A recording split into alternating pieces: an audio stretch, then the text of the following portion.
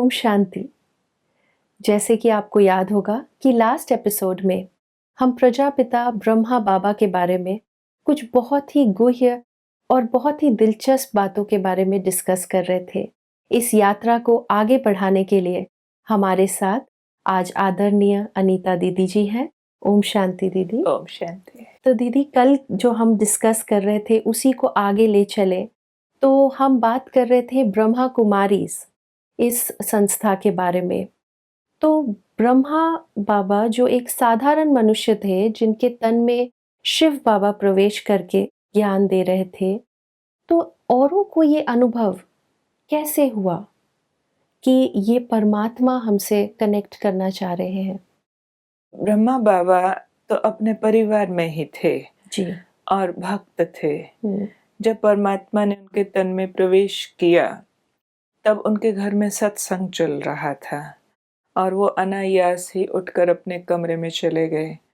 और पहली बार जब मालूम पड़ा परमात्मा की प्रवेशता का, तो उनकी बहू थी, डॉटर इन लॉ, जिनको बाद में हम दादी ब्रिजेंद्रा कहते थे, उन्होंने वो पहला दृश्य देखा जब बाबा की आंखें लाल लाल हो गई, उनकी शक्ल बदल गई, पूरा कमरा लाइट से भर गया, वो पहचाने भी नहीं जा रहे थे।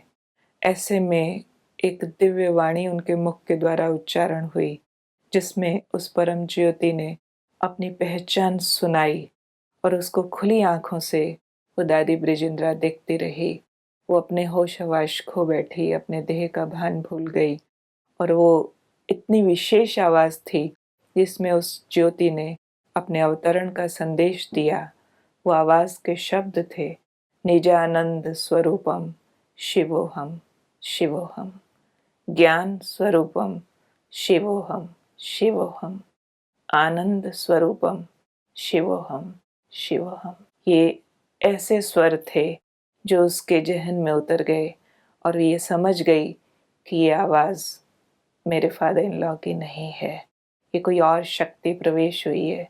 यहाँ तक कि धीरे धीरे जैसे वो प्रकाश गायब हुआ, उसके बाद ब्रह्मा बाबा बहुत देर तक भी नॉर्मल नहीं हो पाए। वो हैरान होते रहे, कौन था, कौन था? एक लाइट थी, एक माइट थी।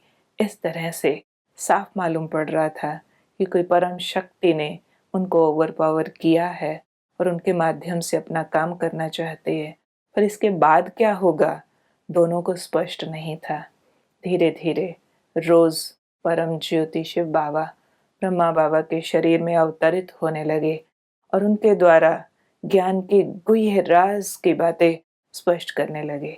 और ब्रह्मा बाबा का अपना परिवार बहुत बड़ा था और उस ज्योति का अवतरण कोई मजाक तो नहीं है। वो तो इतनी चुंबकीय शक्ति, जैसे ही शिव बाबा उनमें प्रवेश करते थे, परिवार के सब लोग जुड़कर बैठ जाते थे। बिल्कुल, ये सुनते हुए ही ऐसा अद्भुत सा अनुभव हो रहा था कि ऐसा भी हो सकता है। हाँ, और जैसे ही वो लोग बैठते थे, सब अपनी सुध बुध खो देते थे।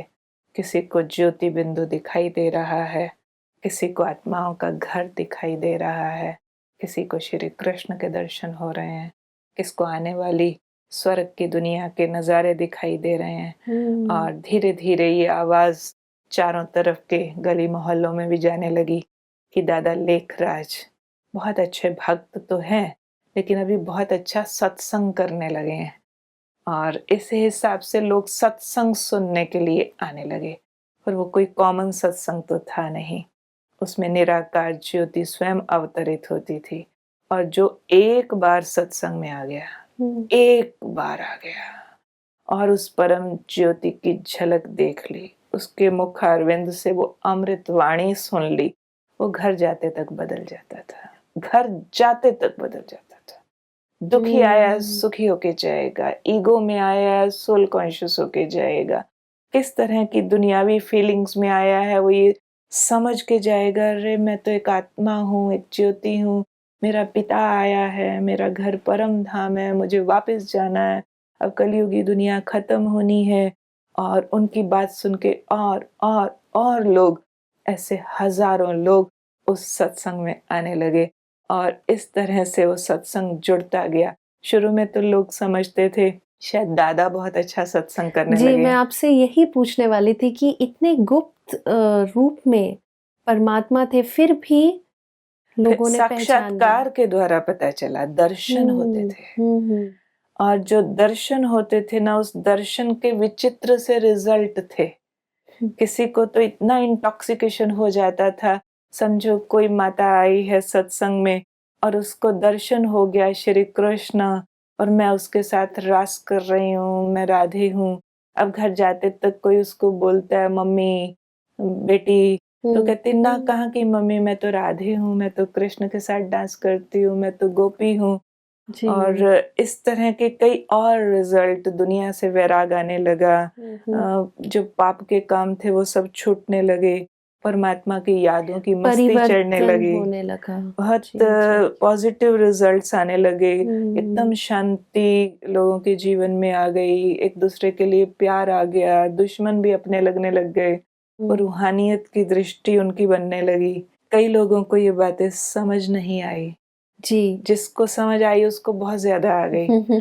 पर जिसको समझ नहीं आई, उनके हिसाब से वो कन्फ्यूज़ हो गए कि क्या हो रहा है। बहुत ज़्यादा, यहाँ तक कन्फ्यूज़ हुए कई लोग, तो उन्होंने ये कहना शुरू कर दिया कि इनके ऊपर तो जादू हो गया है। जी, तो दीदी ये बात तो आज भी लोग कहते हैं सोसाइटी में कि ब्रह्मा कुमारीज़ ऑर्गनाइज़ेशन में जो जाते हैं आप मत जाना वहाँ पर जादू हो जाएगा। हुँ, तो ऐसा क्यों कहते हैं? जादू हो जाएगा, सुरमा डाल देंगे, कुछ खिला देंगे। हुँ, वास्तव में आत्मा हुँ। अंदर से प्रभु प्यार की भूखी है। वो जी। सदा से ही ईश्वर की संतान है और संसार चक्र में आत्मा जब से आई है, वो अंदर ही अंदर अपने उस पिता को ढूंढती है जो उसका रचयिता है, जो उसका अपना है। क्योंकि नाटक में वो उससे बिछुड़ गई है, भक्ति में भी बहुत ढूंढा, बहुत पुकारा, और जैसे ही वो परम शक्ति मिलती है, आत्मा उसको चटक जाती है। हुँ, अंदर से तो आत्मा पहचान जाती है, ये वही मेरा बिछड़ा हुआ पिता है जो आया है। हुँ, इससे उसके ज्ञान चक्षु खुलते हैं, अज्ञान के हुँ, पर्दे हटते हैं, हुँ, तो वास्तव में ये ज्ञान का सुरमा आँखों को लग जाता है। अब उसकी दुनियादारी वाली नज़र बदल जाती है, ये मेरे सो एंड सो हैं, उसके हुँ। बजाय उसको लगता है सब आत्मा भाई हैं, सब मेरे अपने हैं, काम क्रोध जीवन से निकलने लगता है। जी। यानी एक बहुत बड़ा शिफ्ट आता है, मेजर ट्रांसफॉर्मेशन होता है, और उस मेजर ट्रांसफॉर्मेशन को न पहचान करके लोग इसको जादू समझ लेते हैं, क्योंकि जादू का मतलब होता है मिरेकुलस चेंज, एक जी। ऐसा चेंज जो अनएक्सपेक्टेड हो। क्योंकि मिरेकल मिरेकल, मिरेकल जो होता है। क्योंकि लोगों ने कभी भक्ति पूजा पाठ से ये एक्सपेक्ट नहीं किया कि वहां जाके लोग बदल जाएंगे। हुँ, नॉर्मली तो लोग सत्संगों में, कथा कीर्तनों में जाते, अपनी मुराद सुनाई, चढ़ावा चढ़ाया, भगवान जी ने पूरा कर दिया तो भगवान जी ठीक है, नहीं तो हम भगवान जी बदल लेंगे। हुँ, आज इस सत्संग में, कल उसमें, आज इस मंदिर में, कल उसमें, आज ये वाला इष्ट मेरा काम कर दे तो सदा का इष्ट, ना कर दे तो इष्ट बदली हो जाते हैं। तो हुँ। लोगों ने भक्ति पूजा और भगवान के नाम पर शायद इतना ही समझा हुआ है कि लोग बदले, नहीं, इट्स नॉट पॉसिबल। वो सिर्फ अपने रिचुअल्स बदल सकते हैं। राइट, तो राइट। जहाँ सच में चेंज आ गया, वहाँ सच में भगवान आया होगा, ये समझने के बजाय उनको लगता है अरे ये क्या हो गया, जादू हो गया। हाँ, क्योंकि दीदी 2 चीज़ें, एक तो हम आत्मा हैं वो भी क्लैरिटी नहीं है हम्म, और दूसरा कि प्यार में भी तो एक जादू होता है, जो हम्म। सच्चा प्यार जैसे आपने कहा, उसमें भी और तो वो एक भी प्रभु खिंचाव होती प्यार, है और प्रभु प्यार जो भगवान अलौकिक। डायरेक्ट आके अपना प्यार दे। बिल्कुल, बिल्कुल। लेकिन दीदी जैसे उस समय के बारे में जो हम जानते हैं कि माताएँ, कन्याएँ गृहस्थ भी छोड़ने को तैयार थीं। हम्म, तो इससे ये बात और जस्टिफ़ाई हो जाती थी कि हाँ, वहाँ पर ज़रूर कुछ ऐसा जादू होता न है। सिर्फ माताएं कन्याएं, उसमें कुछ भाई भी थे। और हुँ, 1937 में जैसे ही शिव बाबा की प्रवेशता का ये कार्य शुरू हुआ, 380 भाई बहनें अपना घर बार छोड़कर वहां आ गए। हुँ।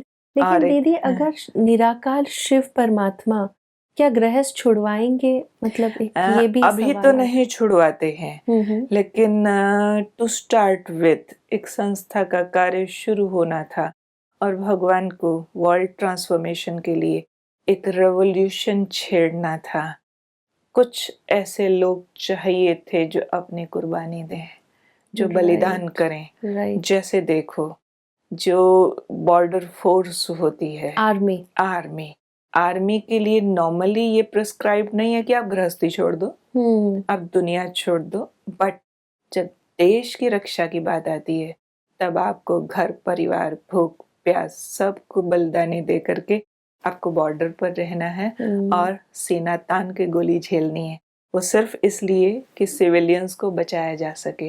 ये भी कुछ ऐसा टाइम था, कलयुग का अंतिम काल, जब सारा संसार संकट के दौर से गुजर रहा है और अगर सारे संसार को पाप के गर्त में डूबने से बचाना है, कलयुग को फिर से सतयुग, रात को फिर से दिन बनाना है, तो कुछ ग्रुप को तो बलिदानी देनी थी। बिल्कुल। और दीदी, बलिदान से ये भी कि भारत में हम जानते हैं कि जब स्वतंत्रता के लिए भी हमारी स्ट्रगल हुई थी, तो कुछ लोग, कितनों ने जान गंवाई, कितनों ने सिर कटाए, उनके लिए तो हम ये नहीं कह सकते घर ग्रस्त छोड़ के क्यों भागे। अरे देश की रक्षा का सवाल है जी। और यहाँ विश्व की रक्षा का सवाल था। तो दिखने में वो साधारण माताएं कन्याएं थी, लेकिन वो पिछले जन्मों के कई तपस्वी ऋषि मुनि थे, भक्त थे, जो भगवान के लिए तपस्याएं करते रहे, गुफाओं में गलते रहे, पहाड़ों पे तपते रहे। इस जन्म में आके उन्होंने उस परम शक्ति को पहचान कर पूरा जीवन उनके नाम अर्पण कर दिया। तो ये कोई बड़ी कुर्बानी नहीं है। लोग तो भगवान को पाने के लिए सिर कटा देते हैं, यहाँ तो सिर नहीं कटाया, सिर्फ उस टाइम, थोड़े टाइम के लिए अपना घर बार छोड़ करके एक संस्था का निर्माण हुआ, जिन्होंने 14 साल हैदराबाद सिंध में गॉडली डायरेक्शंस पर भगवान की गाइडेंस में तपस्या की और अपने आप को पवित्र बनाया, अपने आप को विश्व परिवर्तन के लिए तैयार किया। और तब वहां से ये एक छोटा सा सत्संग एक संस्था के रूप में शुरू हुआ। तो दीदी, ये जो ट्रांसफॉर्मेशन था कि जिसमें 380 जो आपने कहा भाई बहनें मिले और उन्होंने ये तपस्या में वो लग गए, लेकिन ये इजी तो नहीं रहा होगा, मतलब उनके परिवार के तरफ से, और ये सारी चीजें जरूरी बात है, सोसाइटी का विरोध तो होगा जी। और वैसे भी कुछ नया होता है, जब जब कोई नवीनता दुनिया में आई है, रेवोल्यूशंस तो हुए हैं। इतना भी अगर किसी साइंटिस्ट ने कह दिया था धरती गोल है, विरोध तो उसका भी हो गया था जी। और ये तो फिर बहुत ऊंची बातें थी, जीवन को पवित्र बनाने की, पाप से मुक्त होने की, तो उसका विरोध जरूर हुआ, लेकिन क्योंकि ईश्वरीय कार्य था तो सच की जीत होती है। और विरोध तो इतना हुआ था कि एक बार कोर्ट केस भी किसी ने कर दिया कि ये सब माताओं बहनों को भगाते हैं, यहाँ जादू करते हैं, घर बार छुड़ाते हैं।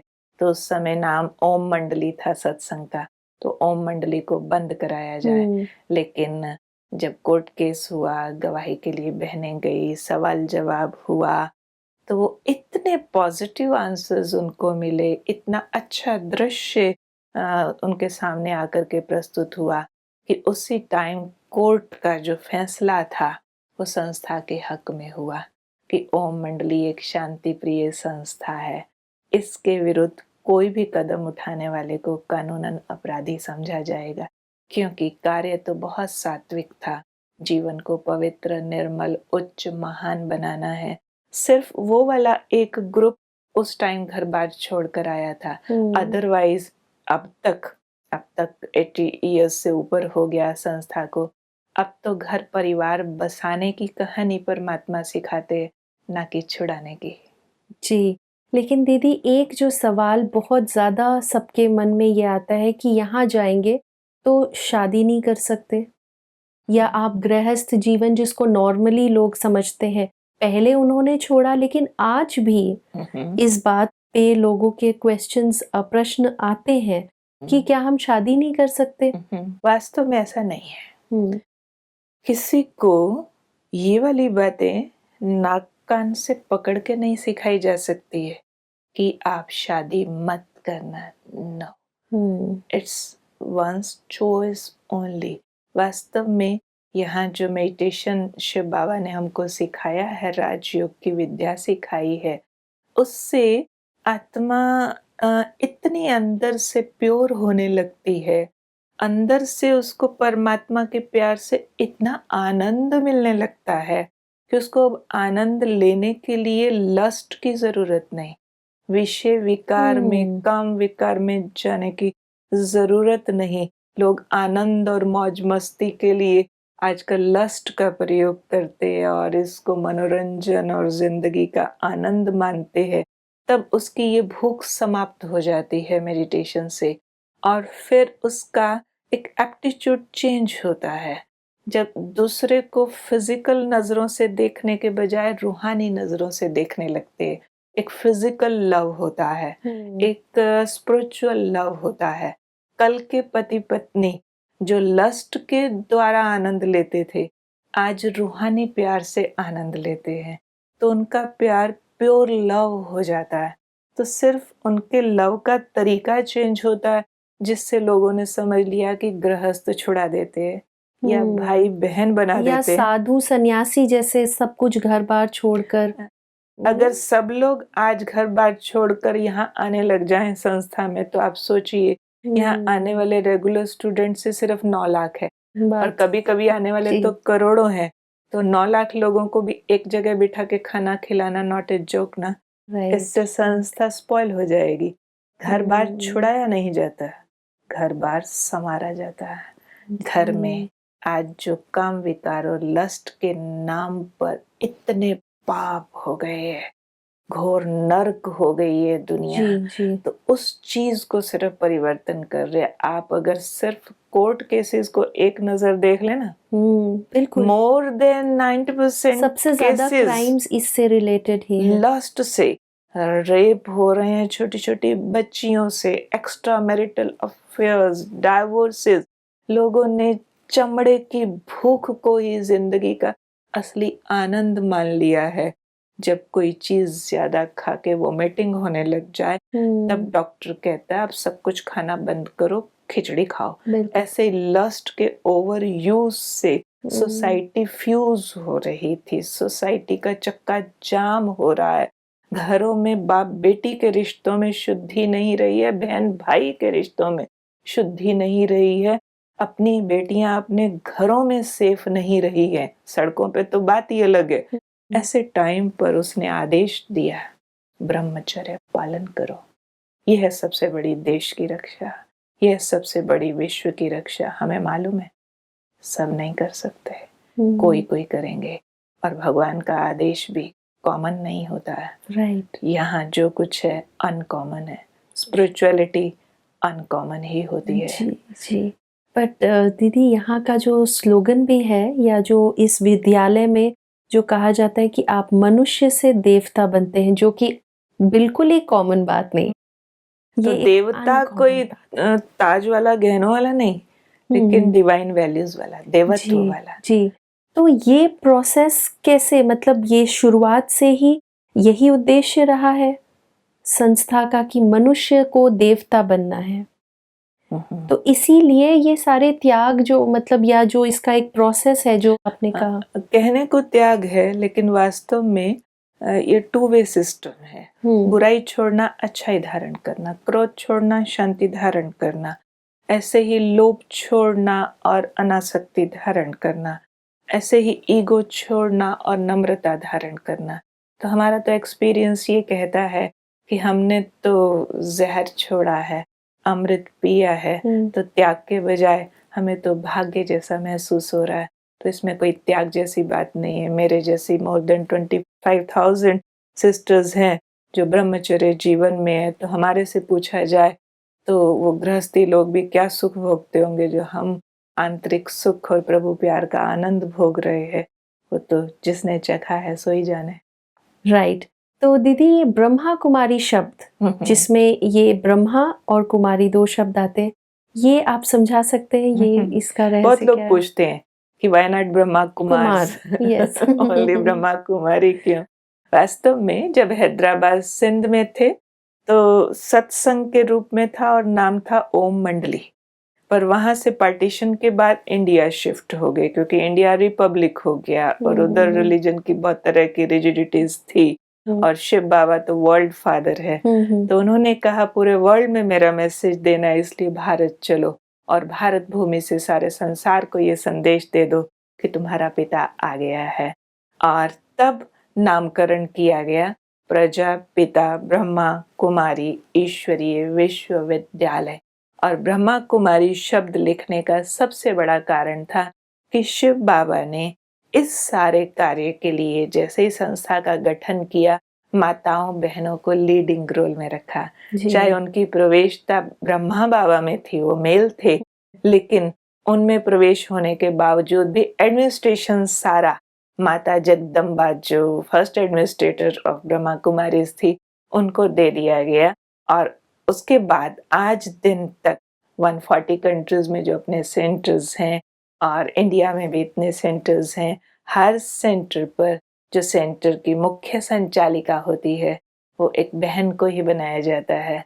और अपने एडमिनिस्ट्रेटिव चीफ एट प्रेजेंट दादी जानकी जो कि 103 साल के हो गए हैं, वो इस सारी संस्था को लीड कर रहे हैं और उसका सिर्फ एक ही उद्देश्य है कि लेवल बराबर करो, क्योंकि सोसाइटी मेल डोमिनेंट हो गई थी और मेल डोमिनेंट होने से उस टाइम पर खास 37 के आसपास फीमेल्स पर बहुत अत्याचार और कई तरह की कुरीतियां आ गई थी, सती प्रथा, this and that. Till the date आज भी कितना भी मॉडर्न क्यों ना हो गए हो, लेकिन फिर भी लेडीज सेफ नहीं है। तो ऐसे टाइम पर परमात्मा ने सोसाइटी में एक लेवल बराबर करने के लिए फीमेल्स को डोमिनेंस दे करके लेवल बराबर किया है। ये अपने आप में ही बहुत अद्भुत बात है। एक ऐसी संस्था है जहाँ पे वुमेन एम्पावरमेंट की भी हम बात करते हैं। बिल्कुल। और तो हम ब्रह्मा बाबा के बारे में और भी जानना चाहेंगे कि उनका पर्सनल पुरुषार्थ या जो हम कहेंगे एफर्ट्स वो कैसे रहे और आगे आगे जो, क्योंकि हम तपस्या का मास कह रहे थे जनवरी को, तो उससे भी कुछ जुड़ी हुई बातें हम नेक्स्ट एपिसोड में डिस्कस करेंगे। थैंक यू दीदी। ओम शांति। और आज हमने और भी गहराई से जाना ब्रह्मा बाबा के व्यक्तित्व को, ना सिर्फ उसको, लेकिन जो हमारे मन में और भी बहुत सारे ऐसे प्रश्न थे इस संस्था को लेकर जिसको लेकर हम कंफ्यूज भी हो रहे थे।